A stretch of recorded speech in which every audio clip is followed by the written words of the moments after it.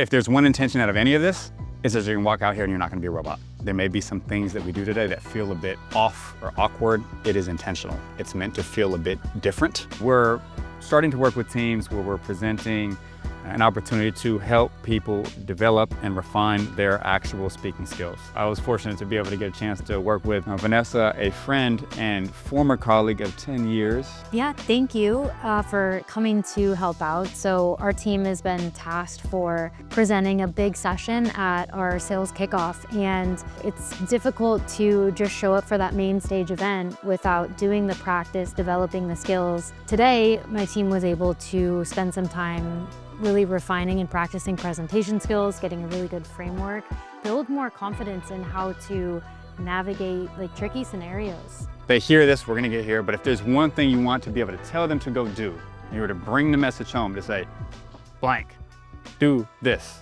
Walk out of here right now, leave the session and go think differently, act differently, behave differently, do this thing. What is that thing?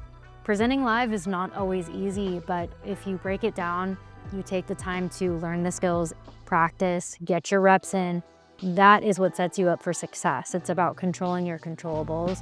And you gave us some really great techniques and just things that we can anchor around in order to keep a good presentation and have a really good session at SCO. I'm letting this support my content and not detracting from it. What are all you gonna do? So I'm just embracing that pause. And again, when I emphasize that pause, that's us, you, getting comfortable being uncomfortable. But again, you get to choose and dictate.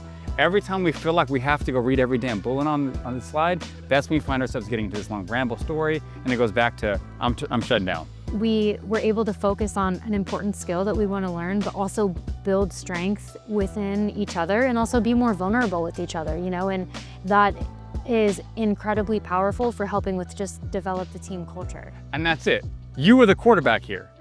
You are. When it comes to the sport of speaking, as baseball is, it's 162 games. It's not a one and done. It's getting the repetitions and being patient with the actual skill that we're developing.